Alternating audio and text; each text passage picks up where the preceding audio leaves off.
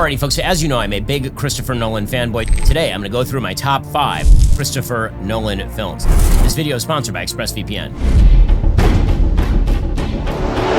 So number 5 on my Christopher Nolan list is Oppenheimer, which just came out a couple of years ago. Oppenheimer is a masterpiece. Now, here's the thing. All the movies that I'm going to mention here are awesome. They are all masterpieces. You should watch all of them repeatedly. Oppenheimer is a terrific film.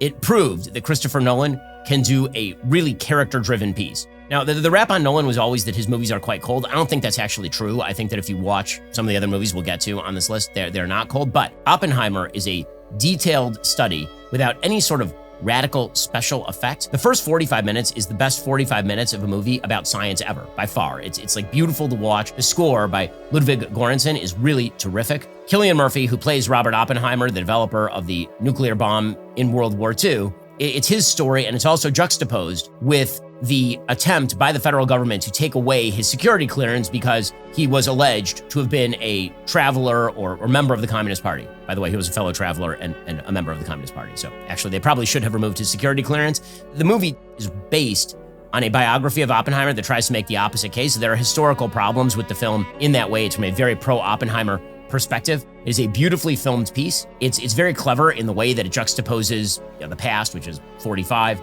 and the present, which is a couple of decades forward. The performances are stellar throughout. The direction is beautiful. It's a long movie. It runs about 3 hours, but it doesn't feel like it runs 3 hours. There's a reason it won all those awards. It's also that it won all those awards because that was the Academy recognizing that Nolan should have won a Best Director award in like 2008. I mean, they're about 20 years late on this one. Number 4, Inception. A lot of people have this as their number 1 kind of personal favorite. My only problem with Inception, which is unbelievably clever, good score by Hans Zimmer, great performances throughout. Cillian Murphy appears in this also. They're sort of the Nolan favorites who appear in a wide variety of his films. My only problem with Inception is I believe that it went one layer too deep. The basic premise of the film is that you can actually delve into people's dreams, and it's sort of a heist movie, essentially. You have a team that's put together. Their goal is to incept an idea in the brain of the son of a magnate, of this industrial magnate, to get him to abandon a particular project. And so they have to go through all of these pretzel-like contortions in order to go layer upon layer through the memory. And there's a whole world that's set up with various sort of different layers of dreams, like dream within a dream. And that all is taking place in the same universe where Leonardo DiCaprio, whose wife committed suicide when she basically felt that she was living in a dream because the only way to get out of a dream is to die in the dream. He's trying to get home. So the whole question is whether he can get home. If he performs this heist, he can get home to his kid. It's really an unbelievably clever movie. It's an amazing movie in terms of the imagery. I mean, there's never been anything like it. It's so creative. It's wild. It's a fascinating film. It requires 2 or 3 watches to really sort of get all of it. It is complex and it moves all over the place. The only reason it's not near the top of my list, it takes on sort of a video game vibe, particularly the lowest layer of the dream, which is taking place in this sort of alpine area. It feels like that to me. But again, I understand why people disagree. We'll get to more of that in a moment. First, who knows you better than yourself, your family, your friends? Well, if you own any internet-connected device, there are thousands of companies who might know you better than you actually know yourself. They're called data brokers. They make billions tracking everything you do online, every purchase, every location, every conversation, your most personal beliefs, all packaged into a profile they sell to marketers, activists, and yes, politicians looking to influence you. You could go completely off the grid, or you could just use ExpressVPN. These companies track you through your IP address, your digital fingerprint. ExpressVPN gives you a new IP address in a location you choose, making you virtually untraceable. With ExpressVPN, your connection is encrypted and routed through secure servers. Even your internet provider can't see your activity, which is important since they're legally allowed to sell your data to whomever they want. I've been using ExpressVPN for years. Every time I'm abroad, every time I'm in a hotel, I turn on that ExpressVPN and protect my data. You should do the same. ExpressVPN works on all your devices, phones, laptops, tablets, with just 1 click for instant privacy. Find out how you can get 4 months for free by scanning the QR code on screen, clicking the link in the description box below, or by heading on over to expressvpn.com/BenYT. Again, that's expressvpn.com/BenYT. Okay, number 3. I'm gonna go early here. Okay, The Prestige. The Prestige is a great movie. Great performances throughout. This is like a great Christian Bale performance. It's a period thriller that's set in Edwardian London, where 2 rival magicians are basically fighting each other for supremacy. And one is played by Hugh Jackman, and the other is played by Christian Bale. And Christian Bale has this sort of one undefeated trick that Hugh Jackman, no matter what he does, cannot copy. And he goes through all these contortions. He meets Nikola Tesla, who is played by David Bowie, who comes up with a scientific contraption to help duplicate the trick. It's not quite the same trick. It creates all sorts of weird consequences for the characters. What I love about The Prestige, more than many of the other sort of surprise ending films that you'll see, like Sixth Sense or something, every clue is in the film. Every clue. So if you're watching closely, the first time you see it, you can uncover what the trick is. But you actually have to be watching closely. You can get to the end and you can then rewatch the film and see where they planted every single thing. It's a really underrated film. Number 2.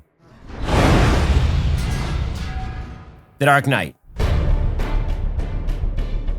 I know you thought I was going to go number 1 for The Dark Knight, but you'll see why in a moment. So The Dark Knight, the greatest action film ever made, bar none, phenomenal film, great beginning to end. It moves like a bat out of hell. I mean, no pun intended. It really moves fast. It's beautifully cut. Like the editing on Dark Knight is incredible. This is one of the few movies that I've ever seen where I waited in line at the theater the night that it came out to see it. The movie is weirdly underrated because everybody has seen it. And because it's become so iconic, it's sort of become a thing where people underrate how good the movie is. Like everybody focuses on the Ledger performance and they miss how good the script is, how good the score is. Like James Newton Howard, by the way, adds a lot to the score. It's Hans Zimmer and James Newton Howard. The two of them work better together than Zimmer just by himself. The only flaw in the film is that the final test that is set up by the Joker doesn't make sense to me. This has been my critique of The Dark Knight since I saw it. So the final test of the film is that he puts these two groups of people on a boat. One is felons and one is innocent people. He gives each one of them a trigger to a bomb on the other boat. And his idea is that human beings are naturally animalistic and cannibalistic, and so they will blow up each other's boats, is the idea. And in the end,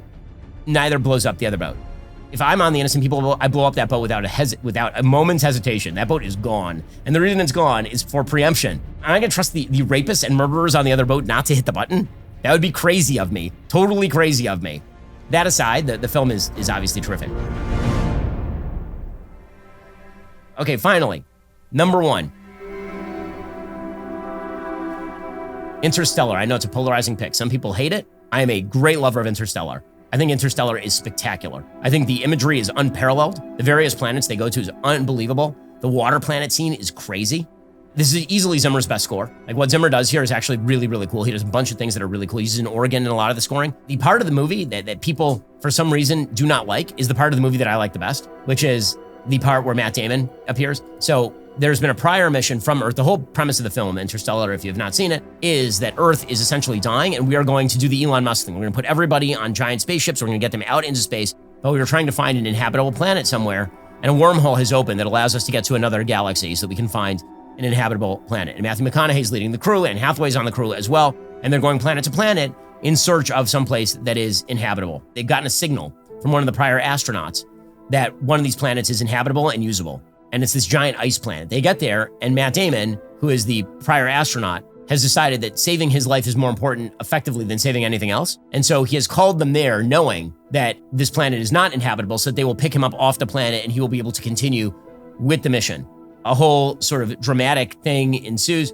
This vision of humanity I like much better. So there's actually sort of a contrast in this vision of humanity in Interstellar and the vision of humanity in Dark Knight. So in Dark Knight, humans are inherently good and won't blow each other up on boats. In Interstellar, human beings are so venal and corrupt that they will literally call people from the other side of the galaxy to go save them if they feel their life is in danger, even if they've already vowed that they're going to give up their life in pursuit of the best for humanity. I tend to think the Interstellar take is more correct on a generalized level. It's a great movie. Now, does the ending make a ton of sense? I understand that people have problems with the ending. I get it. I won't spoil it for you if you haven't seen it. But the imagery is amazing. It's actually the best depiction on film of a black hole ever filmed. According to physicists, it's really cool. Should have won Best Picture, no question, in 2014. No question, should have won Best Picture that year. Again, Interstellar is my number 1. But again, there are a bunch of movies I haven't even mentioned here. Following, which is his first film in 1998, which is this really, really kind of neat little neo-noir crime thriller. The budget on it was $6,000. It was $6,000. He and a bunch of his friends took a camera and went and made this film. It's like 70 minutes long. And it's a really good little film, which shows you a great director is a great director regardless of budget constraints. Memento, of course, in 2000, which is the one that kind of brought him to the film scene in a bigger way. That's a great movie with Guy Pearce. Then he made Insomnia. Still a good film. It's a little bit weaker than some, but it's because he didn't write it. Then you get in a row, Batman Begins, The Prestige, The Dark Knight, Inception, The Dark Knight Rises, Interstellar, Dunkirk, Tenet, and Oppenheimer. That is a wild run. That is a wild run. That's like maybe the best run in movie history. It's either that or Spielberg, late 70s to mid 80s. Those are the only two real competitors for that. Maybe William Wyler in the 40s. His next movie is The Odyssey. Matt Damon is Odysseus. So will I watch that? You bet I'll watch that. Are you kidding? Again, there are very few directors where I will legitimately wait for their films to come out. Nolan is one of them. Alrighty, that is my top 5. Leave your top 5 in the comments.